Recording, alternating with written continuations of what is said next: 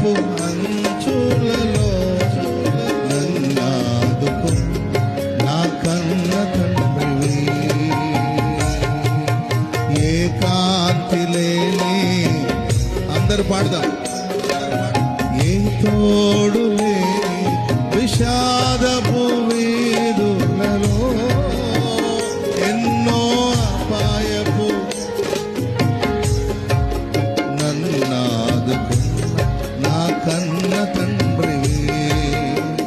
యేసయ్యా